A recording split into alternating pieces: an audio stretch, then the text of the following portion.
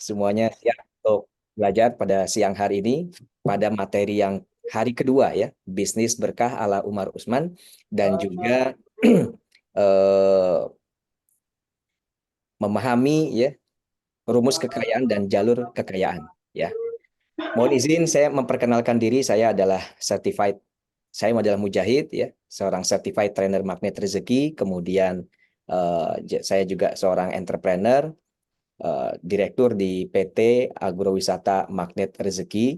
Kemudian juga saya sebagai formulator ya yang menemukan yang memformulasikan jurus genetika rezeki, dan saya juga diminta untuk menjadi penasihat di pesantren Khairul Razikin, serta selain itu saya juga mementori dan juga mengcoach beberapa bisnis begitu. Baik Bapak Ibu, kemarin ya luar biasa kita sudah belajar dari Ustadz Abus ya tentang mindset kaya gitu ya, dan kita sudah memahami bahwa kita ini memang seharusnya umat Islam itu ya mempunyai genetika kaya sebetulnya. Kita ini memang Allah ciptakan untuk menjadi khalifah fil ard, sebagai khalifah di muka bumi, untuk menjadi pengatur ya, dan berarti kita yang mengelola seluruh sumber daya yang ada di bumi ini ya, dan itu berarti kita memang harus mempunyai mental kaya. Bagaimana kita bisa mengelola kekayaan, bisa mengelola sumber daya yang ada di bumi ini kalau kita ternyata nggak mempunyai mental atau mindset seorang yang kaya ya.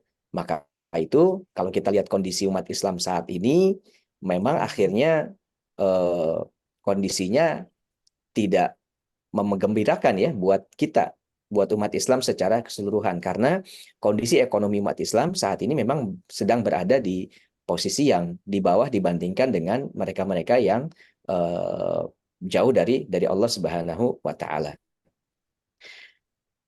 Di sini yang paling jauh Mas Bubah dari mana, Mas Bubah, pesertanya Mas?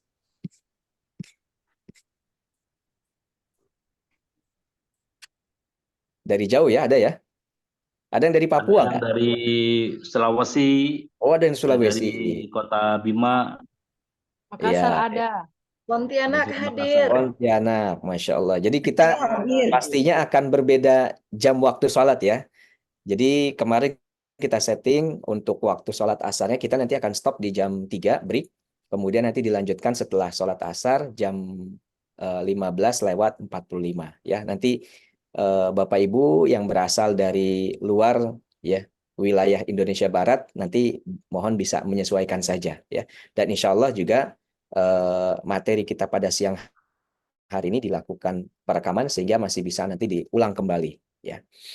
Baik, itu perkenalan saya. Selanjutnya, ya ini materi pertama, bisnis berkah ala Umar Usman. Ya, kita tahu bahwa Umar bin Khattab dan juga Utsman bin Affan ini adalah dua orang sahabat Rasulullah yang termasuk dalam 10 sahabat yang dijamin masuk surga. Dan sejauh ini kita mengetahui bahwa mereka ini adalah seorang khalifah, dan kita mengetahui kesolehannya. Tetapi jarang sekali yang membahas tentang bahwa ternyata Umar dan Utsman itu adalah orang-orang yang kaya. Kalau Utsman mungkin ya kita tahu ya, Utsman adalah seorang pedagang yang kaya raya. Tapi hanya stop sampai di situ. Kekayaannya seperti apa jarang sekali dikupas ya. Nah, di hari ini kita akan coba membahas ya bagaimana Umar bin Khattab ya, yang kita kenal beliau sebagai seorang khalifah yang zuhud, yang beliau tidak mau memakan makanan yang lebih dari dua lauk begitu ya. Jadi kalau sudah ada dua lauknya, buat beliau sudah cukup ya. Biasa kalau kita disajikan makanan prasmanan gitu ya, ada rendang, ada telur, ada ayam, ada eh, gulai gitu ya, ada kemudian macam-macam lah. Mungkin kita mengambilnya ada 3 sampai 4 lauk. Nah, Umar bin Khattab membatasi dirinya makan paling banyak 2 lauk saja. Dan itu yang terkenal. Tetapi ternyata bahwa Umar bin Khattab adalah salah seorang sahabat yang kaya raya. Ya, kita juga pernah mengenal beliau dari hadis ketika eh, Rasulullah mengumumkan akan melakukan peperangan dan kemudian mengumpulkan logistik gitu ya. Dan kemudian Umar bin Khattab mensedekahkan separuh dari hartanya beliau. Ya, ya sedekah harta separuh hartanya nggak sedikit itu, besar sekali jumlahnya. Dan kemudian di situasi yang lain ternyata Umar bin Khattab mengetahui bahwa Abu Bakar Siddiq menyedekahkan seluruh hartanya. Nah, yang menjadi pertanyaan unik buat kita kan adalah bagaimana sih Umar bin Khattab ya, seorang yang zuhud tetapi beliau bisa menjadi orang yang kaya raya. Mindset kayanya kemarin sudah kita pelajari ya. Mindset kayanya sudah dipelajari. Jadi sekarang insya Allah semua Bapak Ibu kita semua mempunyai mindset yang sama bahwa kita ini harus dan layak untuk menjadi orang yang kaya. Tinggal bagaimana caranya. Nah, yang akan kita pelajari pada hari ini adalah bisnis berkah ala Umar Utsman dan juga memahami rumus dan jalur kekayaan. Baik, kita masuk kepada Umar bin Khattab. Apa sih kekayaannya Umar bin Khattab? Beliau ini mempunyai kekayaan sebanyak 70.000 properti ya, berupa ladang pertanian. Yang harganya satu ladang pertanian itu kurang lebih 540 juta. Ini kurs 1 dinar seharga 4,8 juta. Kalau sekarang kan sudah beda ya. Ini harga tahun lalu ya. Jadi kalau di total 70.000 dikali dengan 540 juta berarti 37,8 triliun. Nah, itu adalah hartanya ya, kekayaannya Umar bin Khattab ya, yang diwariskan. Jadi luar biasa sekali Bapak Ibu ya, dahsyat ya bahwa beliau memiliki kekayaan yang demikian besar gitu. Kemudian juga ya namanya ladang pertanian dan beliau mengelolanya dengan baik sehingga menghasilkan pendapatan.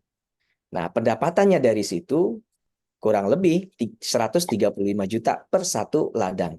Jadi kalau dikalikan dengan 70.000 berarti 9,5 triliun atau 790 miliar per bulan.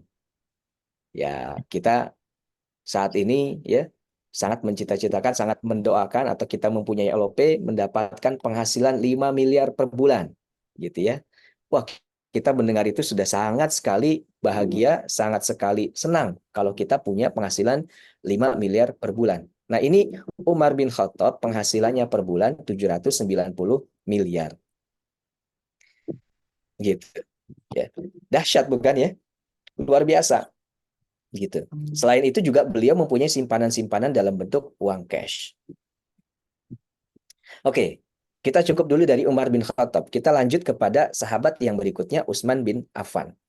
Beliau ini mempunyai ya perdagangannya luar biasa ya. Beliau pernah menyedekahkan banyak sekali sedekah ya, infak ya dan segala macam, dan beliau masih mempunyai uang simpanan sebanyak 151.000 dinar ya, atau kurang lebih 600 miliar rupiah plus 1.000 dirham.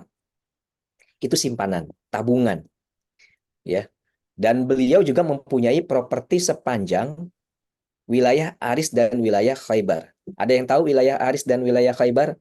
Kalau Bapak Ibu ya jalan dari Jakarta nih, naik jalan tol, lewatin tol Cikampek, lewatin Cipali, Palimanan, lewatin Semarang ya. Sebelum Semarang itu kan lewatin Tegal dulu, kemudian Brebes, ya, Kendal dan seterusnya sampai Semarang ya.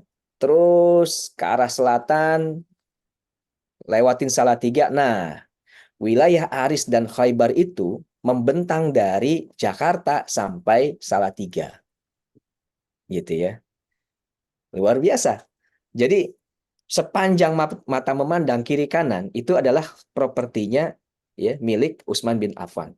Jadi kalau ngelihat kiri kita jalan nih dari Jakarta ya masuk tol dalam kota kemudian masuk tol Cikampek, lihat kiri kanan, oh punyanya Utsman bin Affan. Masuk Cipali ya Karawang, oh ini punya Utsman bin Affan. Masuk Palimanan, oh ini punya Utsman bin Affan. Masuk Tegal, oh ini punya Utsman bin Affan. Masuk lagi Semarang, oh ini masih punya Utsman bin Affan. Sampai ke Salatiga. Nah, itu wilayah Aris dan Khaybar. Ya. Sepanjang itu, kurang lebih 400 km jaraknya, itulah properti yang dimiliki oleh Utsman bin Affan. Propertinya apakah nganggur? Enggak. Ya. Propertinya juga produktif. ya. Ada ladang pertanian, ya, dan sebagainya. Termasuk ya area-area untuk penggembalaan binatang ternak. Dan juga beliau mempunyai sumur-sumur, ya. Kalau sumur di Indonesia kan gampang ya, tinggal panggil tukang sumur bor, coba tolong dibor ya, kasih keluarin uang berapa, 2 juta 3 juta dapat air gitu ya. Tapi kalau di ya Saudi sana, ya, di Mekah maupun di Madinah ketika menggali sumur belum tentu dapat air, ya. Dan Utsman bin Affan itu mempunyai beberapa sumur yang nilainya 200.000 dinar, ya, atau kurang lebih sekitar 800 miliar rupiah. Nah, ini juga angka yang sangat fantastis, ya. Kalau di apa namanya orang-orang Yahudi itu mempunyai sumur, sumur itu airnya dijual, gitu ya. Airnya dijual dan kemudian bisa menghasilkan pendapatan, ya. Beberapa sumurnya Utsman bin Affan itu disedekahkan, diinfakkan. Jadi airnya boleh diambil untuk keperluan kaum muslimin, begitu. Nah, bahkan sumur Utsman itu ya terus dikelola, ya, sampai sekarang, ya. Nah, sahabat-sahabat yang lain bagaimana? Nah, sahabat yang lain juga kaya-kaya. Zubair bin Awam, dia punya 50.000 dinar atau 200 miliar. Punya 1.000 ekor kuda yang satu, ya. Satu kudanya kalau dihargain misalnya ya 20 juta aja, ya. Padahal mungkin lebih kali ya, sekitar 50 juta sampai 100 barangkali kalau kuda perang, ya. Ya, itu kurang lebih di 50 miliar, ya. Kemudian beliau juga mempunyai 1.000 orang budak, ya. Ya, kalau dihargain 20 juta satu orang ya sekitar 20 miliar. Amr bin As juga memiliki kekayaan yang luar biasa. Beliau punya kekayaan kalau dikurskan kurang lebih 1,2 triliun, ya. Dan Abdurrahman bin Auf ya kekayaannya jauh melebihi ya yang sudah saya sebutkan tadi. Jauh di atasnya Umar bin Khattab, jauh di atasnya Utsman bin Affan, ya, Zubair bin Awam, Amr bin As dan sahabat-sahabat yang lainnya. Ya. Nah, tentang Abdurrahman bin Auf itu sendiri, ya, beliau ini pernah melakukan sedekah, ya, dengan separuh harta. Sama seperti tadi yang dilakukan oleh Umar bin Khattab, beliau pernah menyedekahkan separuh hartanya. Beliau juga udah pernah nih sedekah separuh harta, kan hartanya tinggal setengah. Ya, kemudian bergulir lagi, dapat lagi rezeki dan seterusnya, sedekah lagi 40.000 dinar, ya, 170 miliar. Sedekah lagi 500 ekor kuda, kurang lebih 25 miliar. Sedekah lagi 500 kendaraan untuk keperluan perang. Sedekah lagi 50 miliar kurang lebih, ya. Kemudian beliau mempunyai 30.000 orang budak, ya. Bukan mempunyai ya, ini yang dimerdekakan, ya. Beliau mempunyai lebih dari itu dan 30.000 orang budaknya dimerdekakan oleh beliau, oleh Abdurrahman bin Auf, ya. 30.000 orang tuh sebanyak apa ya? Kalau kita lihat mungkin Bapak Ibu ada yang rumahnya dekat-dekat pabrik misalnya ya. Pas jam bubaran pabrik tuh, ya. Jam bubaran pabrik ya biasanya jam-jam 2 atau jam 5 sore misalnya ya. Itu kan kita melihat kumpulan manusia berkumpul berjubel ya di tengah jalan, di pinggir jalan dan seterusnya, ya. Itu jumlahnya baru ribuan. Nah, ini 30.000 gitu ya yang dimerdekakan oleh Abdurrahman bin Auf, ya. Nah, eh, makanya saking kayanya beliau, ya, Rasulullah itu sampai pernah menyampaikan bahwa nanti Abdurrahman bin Auf masuk surga dengan merangkak. Ya, tentunya ini bagi Rasulullah adalah sebuah kabar gembira buat Abdurrahman bin Auf. Kenapa? Karena ya Rasulullah sudah menyebut nanti Abdurrahman bin Auf masuk surga, gitu ya. Jadi sudah ada jaminan bahwa Abdurrahman bin Auf akan masuk ke dalam surga. Cuma yang membuat sedih adalah beliau masuk surga dengan merangkak. Nah, ini yang menjadi beliau sedih. Kemudian nanya, ya, kenapa aku masuk surganya merangkak? Ya, karena banyaknya harta yang dimiliki oleh Abdurrahman bin Auf, sehingga proses auditnya, proses pemeriksaan dari mana harta ini dapat, dibelanjakan untuk apa, itu kepanjangan, lama sekali. Makanya masuk surganya merangkak. Ya, ketika beliau dengar itu nangis beliau, ya.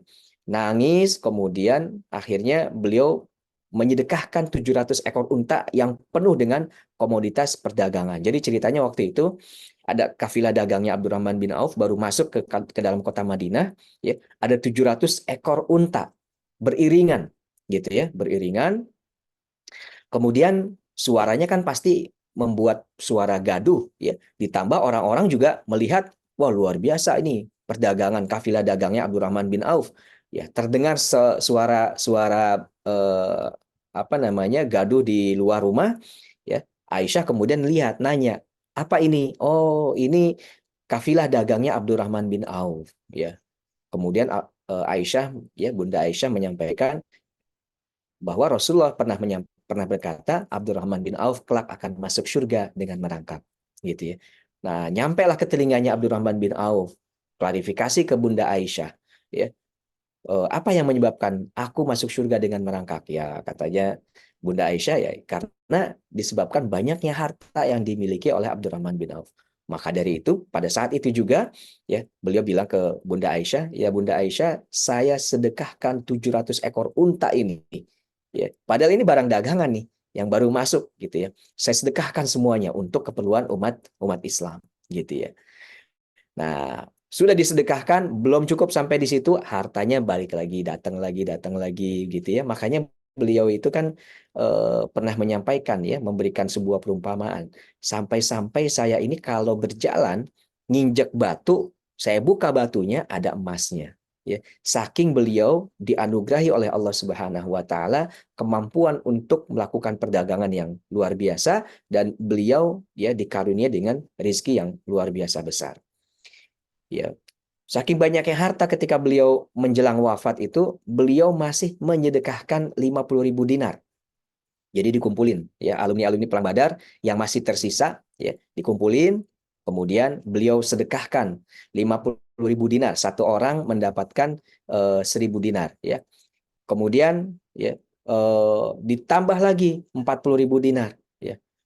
Begitu, ya. Sampai begitu, ternyata harta beliau juga masih banyak. Bahkan ketika wafat, ya. Nah, ini yang menunjukkan hartanya beliau masih banyak ketika wafat, beliau, ya, mewariskan, ya, masing-masing istrinya sebanyak 80.000 dinar.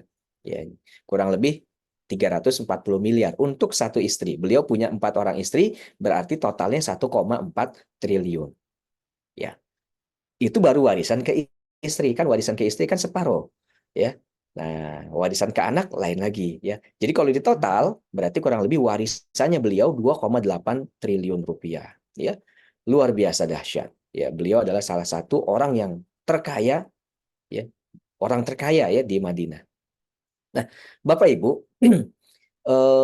Om Abdurrahman bin Auf ini, beliau dikaruniai memang kekayaan yang luar biasa, dan Allah memberikan, ya, kecerdasan dalam bisnis, ya, yang luar biasa. Beliau diberikan kemampuan yang luar biasa dalam melakukan perdagangan, ya. Nah, makanya ini ada sebuah kisah ketika beliau, ya, eh, pulang dari perang Tabuk karena para sahabat juga itu melakukan peperangan di perang Tabuk, ya, kebun-kebun kurma para sahabat itu tidak terawat, sehingga, ya, kurma-kurma yang dipanen itu adalah kurma-kurma yang sudah tua, ya, sudah busuk, ya. Ya, kemudian Abdurrahman melihat betapa sahabat-sahabatnya ini merasakan kesedihan yang sangat karena ketika pulang dari perang mereka melihat kebun-kebunnya, ya, hasil panennya adalah kurma yang busuk. Kemudian Abdurrahman bin Auf, karena beliau adalah orang yang senantiasa rajin bersedekah, gemar bersedekah, kemudian beliau sampaikan kepada para sahabat yang memiliki pohon kurma bahwa beliau akan membeli semua kurma-kurma busuknya dengan harga normal. Ya, beliau beli dengan harga normal. Ya, kurma busuk dibeli dengan harga normal. Biasanya kan kalau busuk itu paling harganya tinggal 10%, paling tinggi 20-25%. Tapi beliau beli dengan harga normal, 100%, dibeli semuanya. Dibeli buat apa? Beliau juga belum tahu, gitu ya. Tapi, ya, beliau kemudian memanfaatkan, ya, informasi-informasi yang beliau miliki. Oh, ini sepertinya bisa nih ya, dikeringkan, kemudian nanti suatu saat mungkin bisa menjadi obat, ya. Kalau memang begitu disimpan saja dulu, ya, kurmanya dikeringkan, kemudian disimpan di gudang, sampai nanti beliau punya calon pembeli yang mau membeli kurma kering, begitu. Tidak lama kemudian ternyata datang utusan dari Yaman, ya, yang diutus oleh rajanya mereka untuk membeli kurma yang busuk yang akan dipergunakan sebagai bahan baku obat, gitu. Jadi pas betul ini momentumnya, ya. Dan kemudian setelah melakukan tawar-menawar, ya, kurma yang milik Abdurrahman bin Auf ini yang tadinya busuk ini diborong semuanya dibeli dengan harga 10 kali lipat dari harga kurma normal, ya. Kenapa banyak? Karena memang di wilayah Yaman pada saat itu sedang dilanda sebuah wabah, ya, wabah penyakit, penyakit kulit, sehingga mereka membutuhkan kurma, ya, olahan kurma yang sudah kering, yang memang akan dipergunakan untuk menjadi obat, begitu. Jadi tadinya Abdurrahman bin Auf itu ya kan, kalau sekilas kita melihat membeli kurma yang sudah busuk itu kan tidak untung, begitu ya. Tetapi malah mendapatkan kekayaan 10 kali lipat dari harga kurma normalnya. Nah, Bapak Ibu, dari beberapa kisah ini, kisah Umar bin Khattab, kisah Utsman bin Affan, dan juga tadi kisah para sahabat, kita bisa tarik kesimpulan, ya. Para sahabat-sahabat ini kayaknya dari mana sih? Ya, kayaknya mereka memiliki kekayaan dalam bentuk apa sih? Gitu ya. Silakan. Kalau ada yang mau berkomentar, saya persilakan, dan atau menulis di dalam kolom chat juga silakan.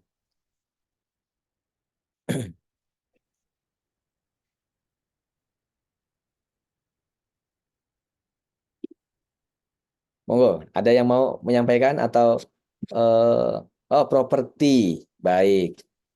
Kaya dari bersedekah, ya. Bersedekah, kemudian hartanya balik lagi, Bu Susi. Pak Dino dari properti, ya. Bu Lailatul Rahmah, Bandung, untuk bersedekah lebih banyak, ya. Apa saja bentuk kekayaan mereka? Ya. Kalau kita lihat tadi ini, ya. Kalau kita lihat, ya, Umar bin Khattab mempunyai properti, ya. Cash flow dalam bentuk dinar, simpanan dalam bentuk cash, ya. Utsman bin Affan, simpanan uang dalam bentuk cash juga. Kemudian properti, ya, Bu Susi dinar, ya. Bu Devi hartawan yang dermawan, ya. Kemudian Utsman bin Affan punya sumur, ya. Zubair bin Awam punya dinar juga, kuda, budak, ya. Ini juga properti-properti, ya. Nah, Abdurrahman bin Auf itu juga mempunyai, ya, kekayaan yang luar biasa, perdagangan. Nah, jadi Bapak Ibu betul sekali, ya. Kekayaan para sahabat itu terdiri dari properti, emas atau dinar, dan juga usaha yang sustain, usaha yang berkepanjangan, usaha yang berkesinambungan, ya. Nah, oleh karena itu ini adalah contoh-contoh yang patut untuk kita tiru, untuk kita ikuti, bahwa untuk bisa menjadi kaya sebagaimana para sahabat, kita perlu untuk menguasai properti, ya, perlu untuk menguasai properti. Kenapa sih properti? Karena properti itu kan sebuah, ya, aset yang nilainya barangnya jumlahnya tidak akan bertambah, jumlahnya akan selalu tetap dari tahun ke tahun, tetapi nilainya bisa bertambah seiring dengan adanya pertambahan, ya, pengolahan pada aset propertinya. Misalnya tadi, kalau Umar bin Khattab tidak mengelola ladang pertaniannya, hanya menjadi tanah kosong, maka tidak menghasilkan cash flow dan juga nilai properti ladang pertaniannya tidak demikian besar, ya. Nah, itu perbedaannya. Karena diolah menjadi ladang pertanian, menghasilkan cash flow, maka mempunyai nilai properti yang bertambah, gitu ya. Ada added value, ya. Kemudian juga emas atau dinar. Dinar ini nilainya kan cenderung naik terus, begitu ya. Karena volumenya yang ada di muka bumi, yang ada di dalam bumi, itu jumlahnya terbatas, tetap dan tidak akan bertambah. Ya, yang bertambah itu ketika dilakukan penggalian, pencarian emas-emas baru dan sebagainya. Tetapi nanti pada satu titik, ya, habis. Ya. Nah, ini semuanya kan akan mengikuti hukum permintaan dan ketersediaan. Semakin banyak orang yang mencari suatu barang, ya, maka harganya akan semakin naik. Semakin dikit, ya, ketika permintaan besar, tersediaan juga berkurang, maka harganya akan naik. Nah, itulah yang menyebabkan akhirnya harga properti terus naik dari tahun ke tahun. Itu juga yang menyebabkan harga emas atau dinar itu juga naik dari tahun ke tahun, begitu ya. Nah, kemudian juga usaha yang sustain, usaha yang dikelola dengan baik, usaha yang mempunyai sistem yang sangat baik. Nah, Bapak Ibu, ya, itu ya materi pertama tentang bisnis berkah ala Umar dan Usman, ya. Jadi beliau mendapatkan keberkahan dari mempunyai bisnis di bidang properti, mempunyai harta ya di bidang properti, dan juga beliau mengelola kekayaan dalam bentuk emas ya atau dinar ya. Kita masuk ke pendahuluan untuk materi yang nanti ba'da asar ya. Jadi Bapak Ibu, kalau kita memiliki uang yang banyak ya, kira-kira apa sih yang akan kita lakukan dengan uang tersebut? Ya, silakan ditulis di kolom komentar. Tapi ya abaikan dulu, dianggap nih sudah mengeluarkan sedekah, sedekah sudah dikeluarin, wakaf sudah dikeluarin, ya, infak, ya, seperti tadi Abdurrahman bin Auf, tapi uangnya masih banyak. Nah, kira-kira kalau uangnya masih banyak itu mau diapain sih uangnya? Bikin masjid, ponpes ya. Selain itu kira-kira apa, Bu Lailatul Rahma? Oke, investasi, Bu Susilawarni.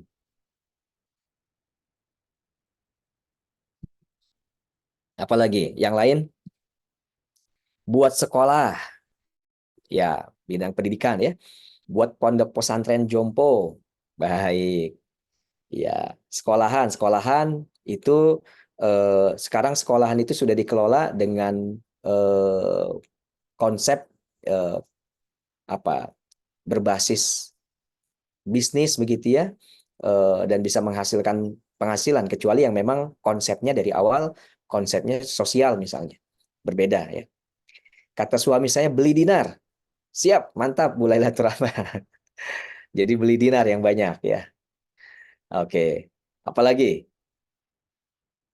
Berarti suami lagi denger nih, Bu Laila. Lagi jalan bareng ya. Salam buat Bapak ya. Iya, Baik. betul. Terima kasih. Oke, Bapak Ibu bisa membahagiakan orang lain ya, Bu De. Beli tanah dan bikin peternakan dan perkebunan, Bu Farida. Bikin kos-kosan, Bu Susi. Wah, mantap ya. Kos-kosan mantap itu. Apalagi kalau punya berapa puluh pintu gitu ya. Ya, jadi setiap bulan ya itu akan mendapatkan penghasilan berupa passive income. Nah, itu juga adalah bagian dari eh, kekayaan dalam bentuk properti. Beli apartemen, ya Bu Herna Apriani. Ya, apartemen. Sama itu, properti juga ya. Dan tinggal nanti dipilih ya, apartemen-apartemen yang nilainya akan naik terus begitu ya. Baik, saya lanjut. Bapak Ibu, kebanyakan manusia itu ya dalam eh, mendapatkan uang, saya bilang mendapatkan uang ya, dalam konteks uang ini, bukan rezeki. Itu dikendalikan oleh dua emosi, ketakutan dan emosi keinginan. Kebanyakan manusia, ya. Kebanyakan manusia ini dikendalikan dalam eh, aktivitasnya ya untuk mencari uang dikendalikan oleh dua emosi ini, yaitu emosi ketakutan dan emosi keinginan. Ya. Orang-orang ya kebanyakan yang dikendalikan oleh emosi ketakutan ketika misalnya ya hari ini nggak punya uang sama sekali.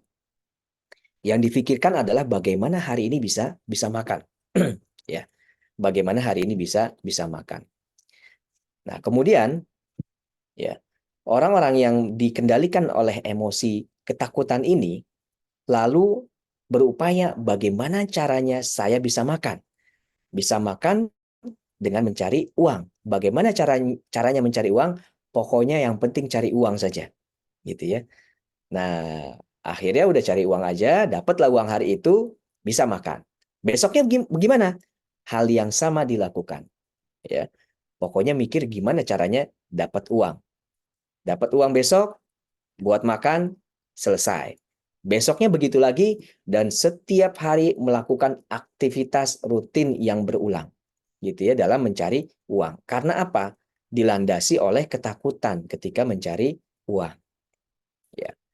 Nah, orang-orang yang mencari uang dengan dilandasi oleh emosi ketakutan tidak akan berkembang, tidak akan menjadi orang yang kaya, dan penghasilannya akan segitu-gitu aja, bahkan akan dihantui dengan ketakutan bahwa satu saat dirinya sudah tidak mampu lagi menghasilkan uang. Nah, ini yang harus kita hindari, Bapak Ibu. Kita harus menghindari diri kita mencari uang dilandasi oleh emosi ketakutan. Ya. Kemudian satu lagi, emosi keinginan. Nah, ketika pendapatan sudah bertambah, uang bertambah, ya, banyak orang yang dikendalikan oleh emosi keinginan. Dia pengen ini, pengen bertambah, ya, mobilnya sudah ada tadinya, atau tadinya belum punya mobil, kemudian berhasil punya mobil, ya, harga 100 jutaan misalnya. Kemudian punya penghasilan tambah lagi, ya. Dia mikir, mobil yang harga 100 jutaan nggak nyaman, ganti mobil yang harganya 300 jutaan. Ya, kemudian terus lagi, wah kayaknya enak kalau punya mobil harga 1 miliaran. Ganti mobilnya jadi harga yang 1 miliaran. Begitu seterusnya. Ya, semakin banyak uang, maka ya semakin banyak juga keinginan yang ada dalam dirinya. Nah, ini orang-orang yang dikendalikan oleh emosi keinginan. Ya, itu juga yang menyebabkan akhirnya harga-harga naik, ya, terjadinya inflasi karena meningkatnya keinginan manusia. Keinginan terus bertambah, ya, stok persediaan, ya, permintaan jadi senantiasa bertambah, persediaan ya segitu-gitu aja begitu ya. Nah, akhirnya harga-harga akhirnya menjadi naik. Nah, Bapak Ibu, kalau orang-orang yang dilandasi oleh emosi ketakutan dan emosi keinginan, ya, dalam mencari uang selalu dilandasi oleh emosi ini, maka dia tidak akan menjadi orang-orang yang sukses, orang-orang yang kaya, yang mendapatkan keberkahan di kemudian hari. Maka dari itu kita harus menghindari itu, gitu ya. Kita harus menghindari diri kita dari dikendalikan oleh emosi ketakutan dan dikendalikan oleh emosi keinginan. Ya. Nah, saya punya pertanyaan Bapak Ibu. Kira-kira nih, ketika seluruh kekayaan manusia dikumpulin nih semuanya, seluruh manusia ya di muka bumi ini, katakan ada berapa miliar ya, 5 miliar deh penduduk bumi misalnya dikumpulin, kemudian harta-hartanya dari orang kaya dikumpulin, dari orang yang tidak kaya dikumpulin, digabung semua kemudian dibagi rata ke semua manusia, sehingga setiap orang akan mendapatkan kekayaan yang sama sebesar 2 miliar rupiah. Kira-kira apa yang akan terjadi dalam 2, 3, 6 bulan ke depan? Kira-kira gimana Bapak Ibu? Apa yang akan terjadi pada kondisi manusia ketika itu? Sudah dapat, ya, ada yang punya penghasilan 10 juta tadinya, kemudian dia tiba-tiba dapat 2 miliar. Ya, kira-kira gimana tuh? Kondisi si orang yang tadinya punya harta cuma 10 juta, kemudian dapat 2 miliar pada saat itu. Atau sebaliknya, orang yang tadinya punya harta 100 triliun, ya, atau 1 triliun deh, misalnya 1 triliun, kemudian dikumpulin sisa hanya 2 miliar.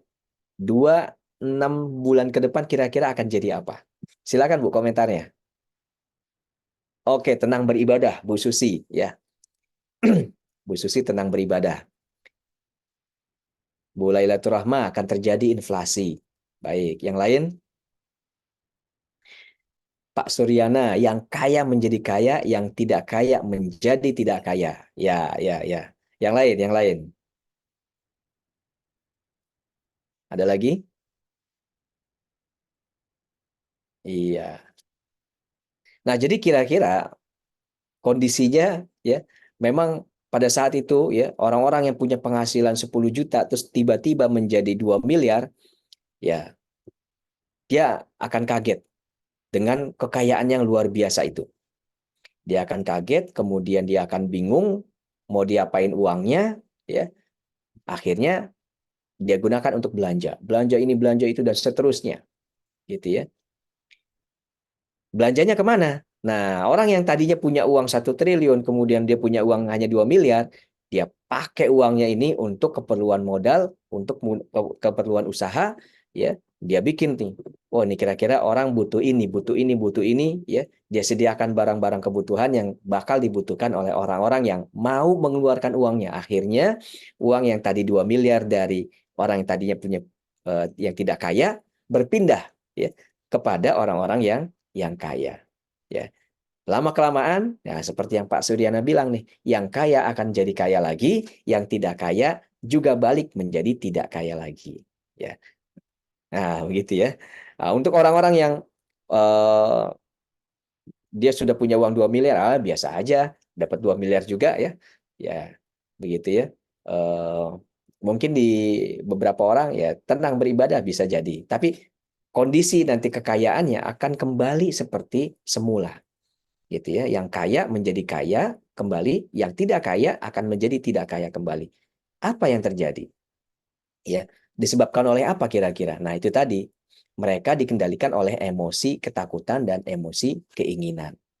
Orang-orang yang tidak kaya itu dikendalikan oleh emosi ketakutan dan juga emosi keinginan. Pada saat itu, emosi keinginannya akan sangat tinggi sehingga akhirnya dia menginginkan macam-macam barang begitu untuk kebutuhan dirinya. Ya. Dan ya kembali akhirnya menjadi tidak kaya lagi. Nah, Bapak Ibu, penting sekali untuk kita bisa mengelola, mengatur ya kekayaan kita ya dengan dilandasi ya dengan kita mengendalikan ya emosi ketakutan dan emosi keinginan. Allah memang sudah memberikan ke dalam diri kita emosi takut dan emosi ingin itu ya. Makanya disebut adalah hawa nafsu ya. Eh, Cuma perlu untuk kita melakukan pengkondisian. Kita kendalikan itu sehingga kita tidak didominasi oleh emosi ketakutan dan juga oleh emosi keinginan. Apa nanti manfaatnya? Nah, ini yang nanti akan kita bahas di sesi setelah asar ya. Nah, Bapak Ibu, ya, gunakan ilmu magnet rezeki untuk kita bisa mencari kekayaan yang berkah ya dan juga halal, kemudian juga eh, bisa membuatnya menjadi berlimpah gitu ya. Gunakan 10 jurus utama dari magnet rezeki ya ditambah dengan jurus-jurus yang lain. Di sini saya sampaikan ada jurus rezeki gratis ya. Coba dengarkan di audio Telegram ya. Audio nomor 26, kemudian jurus frekuensi rezeki audio nomor 27 dan juga jurus leverage rezeki audio nomor 28. Nah, tambahin ya.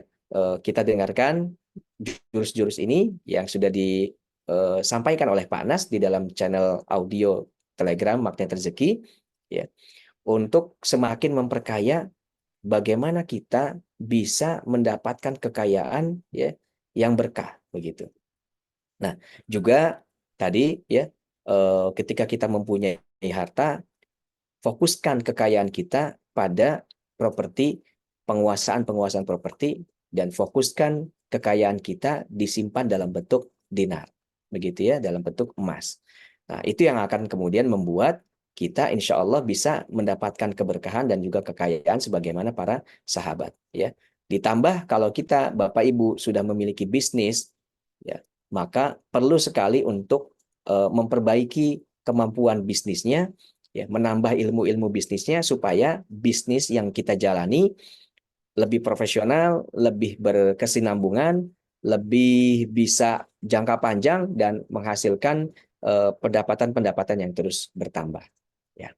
Demikian itu dulu materi yang saya sampaikan di sesi pertama hari ini ya. Mudah-mudahan ada manfaatnya buat Bapak Ibu semua dan kita buka ya sampai dengan jam 3 mungkin 1 atau 2 pertanyaan. Silakan. Saya kembalikan ke Mas Bubah ya. Baik, silakan Bapak Ibu semuanya yang ingin bertanya, ya masih ada waktu, ya dipersilakan, ya. Bahwa ini materinya sangat luar biasa.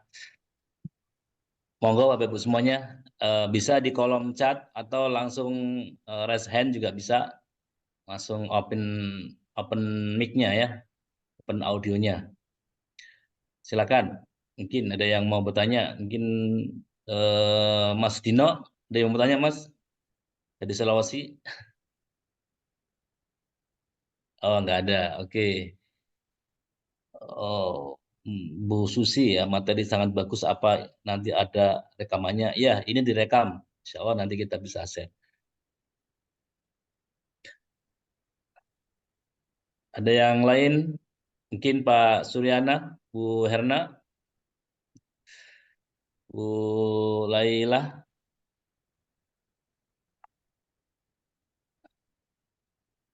Apa sudah terlalu jelas ya materinya? Insya Allah ya, insya Allah jelas ya. Jelas banget. Oke. Ayo, ntar di kolom chat.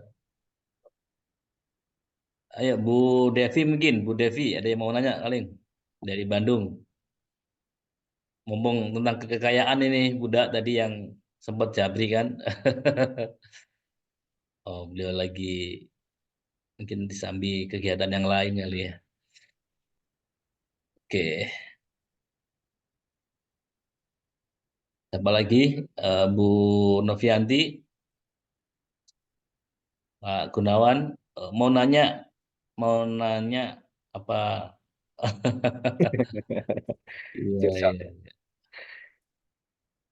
Ya, selagi berhubungan dengan tentang kekayaan ya, boleh cukup jelas. Tapi mau diulang-ulang aja Mas. Siap Bu Susi ya, di rekamannya ya bisa diulang.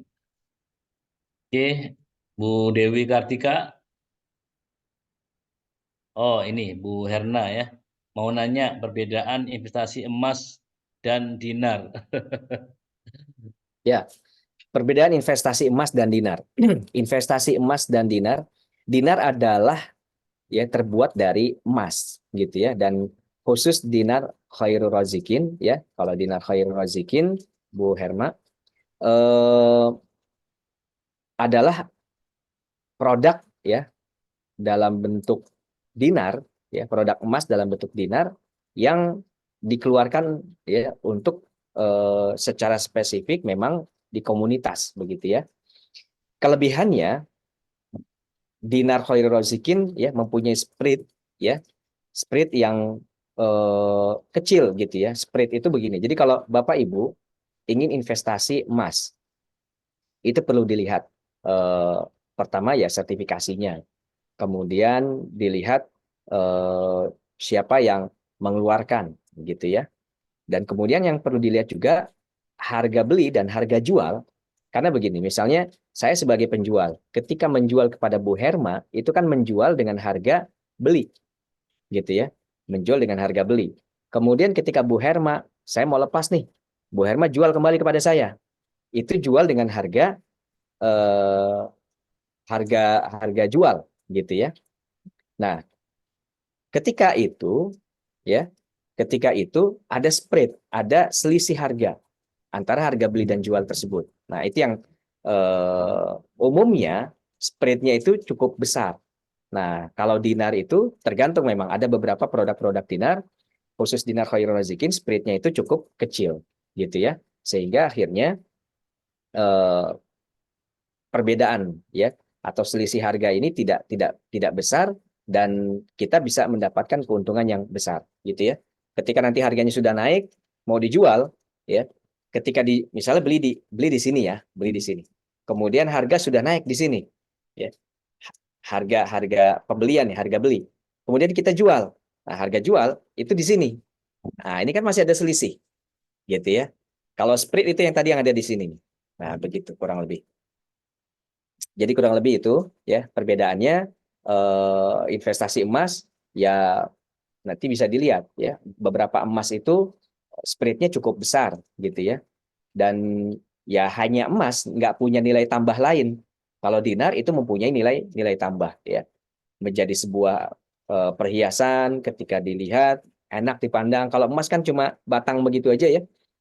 Apalagi kalau misalnya permukaannya sudah nggak mengkilap misalnya, bentuknya tidak beraturan, ya, itu biasanya juga beberapa emas itu kalau sudah ada gompal-gompal mereka nggak mau menerima begitu ya, atau harganya turun begitu dan seterusnya. Lanjut nih ke Bu Dewi Kartika. Ya, mudah-mudahan Bu Herma bisa menjawab tadi pertanyaannya. Saya sudah usaha toko 3 kali bermodal dan aneh sekali ke toko tidak ada yang beli. Sebenarnya ada apa dengan toko saya dan baiknya usaha apa buat saya? Semenjak COVID, toko saya jadi sepi pembeli. Awalnya toko saya rame. Ya, oke. Memang kalau toko ini kan sebuah tempat di mana kita memajang barang-barang yang sedang kita jual ya, Bu Dewi Kartika ya. Kemudian kadang-kadang persoalan yang dihadapi oleh pemilik toko adalah mereka hanya melakukan penjualan, selling secara pasif, tetapi tidak melakukan selling secara aktif, apalagi marketing. Nah, itu persoalannya. Kalau marketing nanti, kalau Ibu masuk ke bab marketing, maka dilihat konsumen-konsumen Ibu ini siapa sih? Ya, segmentasinya apa? Misalnya segmentasinya orang kelas menengah ke bawah, atau segmentasinya usia sekian sampai sekian, atau radius sekian, ya, dari toko misalnya. Nah, itu adalah segmentasi. Nah, itu adalah bagian dari bab marketing, ya. Nah, kalau selama ini Ibu hanya sekedar buka, menyediakan barang, kemudian mengharapkan orang datang ke situ, ya, rumusnya jurusnya cuma satu, jejak kaki aja. Ya, jejak kakinya banyak atau sedikit. Maksudnya jejak kaki orang lewat, gitu ya. Di depan toko kita itu banyak atau sedikit. Yang kedua, orang lewatnya cepat atau lambat gitu ya. Kalau cepat itu, ya, mereka nggak akan mampir ke toko kita. Tapi kalau lambat, pelan gitu ya, ada toko tuh, ada barang ini dijual di sini, mereka pasti mampir, gitu ya, ketika mereka membutuhkan. Nah, jadi perlu diteliti Bu, nanti Bu Dewi, apa yang menyebabkan dulu tokonya rame dan apa yang menyebabkan sekarang sepi, ya. Nah, ini masuk bab marketing. Nah, Ibu perlu belajar tuh tentang dunia marketing, tentang dunia selling, gitu ya. Dan ubah sekarang. Kalau saat ini hanya sifatnya pasif, buka toko pasif, kemudian nanti ya diubah menjadi bikin toko aktif gitu. Lakukan promosi. Makanya Bapak Ibu kan sering lihat ya toko-toko minimarket modern ya, yang apa namanya, Ava April misalnya ya, atau Indo April ya. Itu mereka kan ketika mau buka toko, mereka bikin gebyar tuh di pinggir jalan. Di depan tokonya mereka bikin bazar, bazar murah ya. Ada sound systemnya, bikin keramaian di situ. Bahkan sebelum ya toko itu jualan ya, buka, mereka sudah melakukan dulu kajian. Di sini banyak nggak jejak kakinya? Oh, jejak kakinya banyak begitu ya. Nah, seperti itulah kurang lebih ya. Jadi mereka melakukan program marketing, bikin program-program promo, akhirnya mendatangkan customer. Ya, kebanyakan toko-toko itu ya, pengelolaan marketing dan sellingnya tradisional, hanya mengharapkan orang datang saja. Ketika orang sudah nggak datang, sudah langsung bilang ya toko saya sepi begitu. Apa faktornya, sebabnya? Nah, itu yang perlu dicari. Mungkin bisa jadi ketidaknyamanan orang, ya, perilaku konsumen sudah berubah, seperti itu. Itu marketing semua tuh, ilmu-ilmu marketing. Jadi saran saya buat Bu Dewi, belajar ilmu marketing. Bu Lailatul Rahma, dinar lebih nyunah. Nah, betul tuh. Ya, mulia di zaman Nabi dan akan mulia di akhir zaman, insya Allah. Apakah ada komunitas dinar di masing-masing daerah? Ya, ada. Ya, ada di Bandung. Ya, ada di Bu Susi di daerah mana? Insya Allah juga ada. Ya, kita kalau Dinar Khairul Razikin itu sudah mempunyai 497 wakil resmi yang ada di seluruh Indonesia dari Sabang sampai Merauke ya. Jadi insya Allah ada begitu ya. Dari Aceh ya, insya Allah di Aceh ada ya. Insya Allah ada beberapa wakil resmi yang dari Aceh ya. Insya Allah ada. Baik, begitu mungkin Mas Bubah, sudah 15 Siap. lewat 4 ya. Kita rehat sejenak, bersiap-siap yang mau sholat asar. Kemudian nanti balik lagi 15.45 untuk dilanjutkan di materi yang berikutnya. Siap. Baik. Terima kasih Pak Mujahid ya. Tadi sudah sama-sama kita ketahui ya. Jadi apa namanya, jalur ya atau menjadi kaya itu tadi kalau saya tangkap tuh ada 3 ya. Ya memang harus apa namanya, yang pertama memang di properti ya, yang kedua emas ya atau dinar, dan yang ketiga punya usaha yang sustain ya. Nah itu yang tadi sedikit kesimpulan ya tadi dari Pak Mujahid, insya Allah. Dan makanya nanti insya Allah di sesi kali ini di webinar level up rezeki ini kita juga nanti akan mengupas juga ya terkait bagaimana sih dunia emas dan juga dunia properti ya. Karena dua ini adalah level rezeki yang sangat luar biasa ya. Karena kita tentu semua kita buat sama-sama umat Islam ya, mau nggak mau kan harus mengikuti jejak para sahabat Nabi ya, yang sudah terbukti apa namanya, kaya berlimpah ya, yang sangat-sangat luar biasa apa kekayaannya ya. Makanya kita perlu mencontoh ya seperti itu. Baik Bapak Ibu semuanya, insya Allah nanti pada asar ya jam 4 kurang seperempat kita akan masuk lagi. Pertemuan kali ini kita tutup dulu ya Bapak Ibu semuanya. Nanti kalau yang ingin bertanya-tanya lagi bisa di kolom chat ya, nanti bisa saling diskusi ya. Baik Bapak Ibu semuanya, mari kita akhiri dulu untuk sesi yang pertama ini dengan ucapan alhamdulillah. Alhamdulillahirabbil alamin. Saya tutup dengan doa kafaratul majelis. Subhanaka wa bihamdika anta astaghfiruka wa atubu ilaik.